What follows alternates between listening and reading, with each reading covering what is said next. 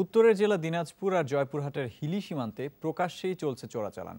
অবাধে আসছে বিভিন্ন ভারতীয় পণ্য, আর তা ঘটছে আইনশৃঙ্খলা বাহিনীর চোখের সামনেই। তবে চোরাচালান প্রতিরোধে ব্যবস্থা নেওয়া হচ্ছে বলে দাবি করছে আইনশৃঙ্খলা বাহিনী।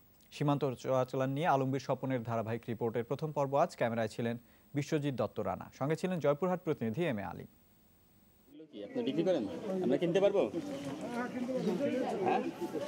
ভারতের বালুরঘাট জেলার হিলি সীমান্ত, সে দেশের চোরাকারবারীরা শাড়ি থ্রি পিস নিয়ে অপেক্ষায়। এখান থেকে হাত বদল হয়ে 0 পয়েন্ট পেরিয়ে চোরাই পণ্য ঢুকছে বাংলাদেশে।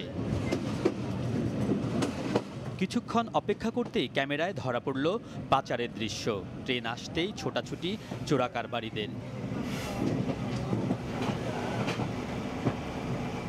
লক্ষ্য চোরাই পণ্য কত দ্রুত ট্রেনে তোলা যায়। এভাবে কেউ মাথায় করে, কেউ পুরো শরীরে বেঁধে অবৈধভাবে বহন করছে ভারতীয় পণ্য। চুরি চামারি করে 5-10টা নিয়ে আসি। ব্যবসা করি ভাই, একটা শাড়ি নিয়ে এসে। এরা জীবনেও টিকিট করে না, এরা বেলাকার না, এর কোনো ব্যবস্থা নেই। আর এসব চলছে আইন শৃঙ্খলা বাহিনীর সামনেই। এক্ষেত্রে শক্তিশালী সিন্ডিকেটের কারণে অনেক সময় আইন শৃঙ্খলা বাহিনী অসহায়, আর বেশিরভাগ সময় টাকা পয়সা নেওয়ার কারণে তারা নিশ্চুপ থাকছে। চোরাচালান হিসাবে যেটাই সেটা আমরা অ্যারেস্ট করবো। ধরতেছেন না, আমাদের কর্তৃপক্ষ আছে, তো আমি তো একাই করতে পারবো না। চোরাই পণ্য পাচারে প্রভাবশালী সিন্ডিকেট কৌশলে নারীদের ব্যবহার করছে। বিনিময়ে দেয়া হয় 150-200 টাকা। আপনি কি আনছেন? জিরা ভাই, জিরা। আর কি পুলিশকে কয়টা জিরা দিতে হয়েছে? দেয়নি আমি। আপনার কাছে চাইছিল? হ্যাঁ, চাইছিল, দেয়নি। কি করবো এখন? লিচি 15 কেজি, 15 কেজি লিচি।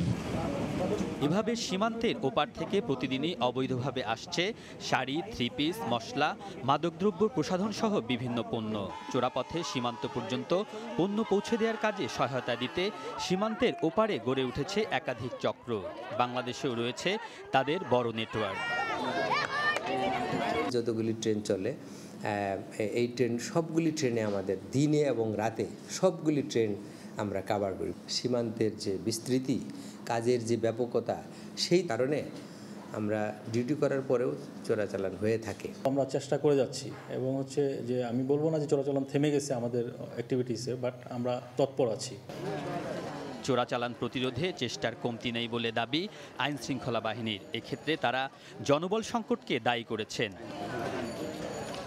আলমগীর স্বপন, যমুনা নিউজ, হিলি।